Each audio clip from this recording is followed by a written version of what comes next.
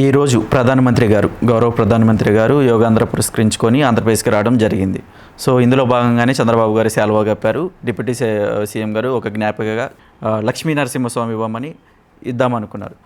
ఇచ్చే క్రమంలోనే చంద్రబాబు గారు ఇటువైపు ఉన్నారు. సో అది లాక్కొని ఇద్దరు కలిపి ఇచ్చారు.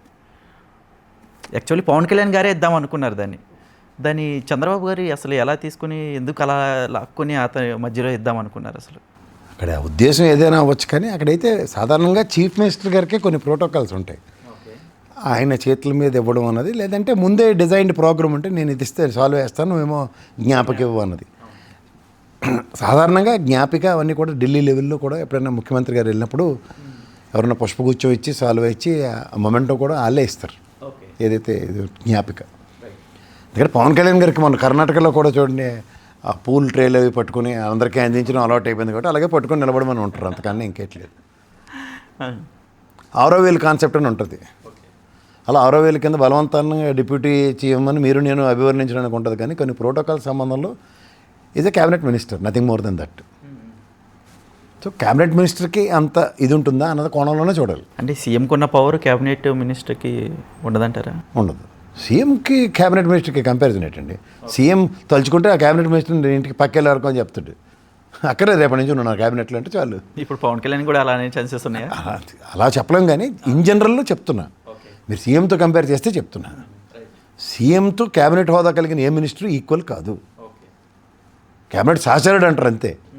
CM is CM. సీఎంకి ఎప్పుడు సూపర్ పవర్స్ ఉంటాయి, సూపర్ డిస్క్రిమినేటరీ అథారిటీస్ ఉంటాయి. He can take a call for anything, positive అయినా నెగిటివ్ అయినా సరే. సో అంచేత చీఫ్ మినిస్టర్ గారితో కంపేర్ చేయడం మాత్రం నాట్ యాక్సెప్టెడ్. క్యాబినెట్ సహచరుడు, దట్స్ టూ గుడ్. మీరు ఈ జ్ఞాపిక విషయంలో కూడా చెప్తున్నాను, ఢిల్లీ స్థాయిలో కూడా ఎప్పుడైనా గౌరవ ముఖ్యమంత్రి గారి చేతుల మీదే అవి జరుగుతాయి. సో ఇలాంటివి నేను సాల్వా కప్పాను కాబట్టి అన్న దగ్గర ఇన్స్టెంట్ రియాక్టివ్ మోడ్లో గౌరవ ముఖ్యమంత్రి గారు వెళ్ళి ఆయన కూడా చెయ్యి ఇద్దరు చేతులు కలిపి ఇవ్వడం కరెక్టే. అదైతే తప్పు పడ్డానికి లేదు. అది ఎందుకంటే అవతలది గౌరవ ప్రధానమంత్రి గారికి సత్కరించే దగ్గర కొన్ని ప్రోటోకాల్స్ తప్పనిసరిగా పాటించాలి. రాష్ట్రపతి గారికి కానీ ప్రధానమంత్రి గారికి, అలాగే ఉపరాష్ట్రపతికి ఇవి తప్పవు.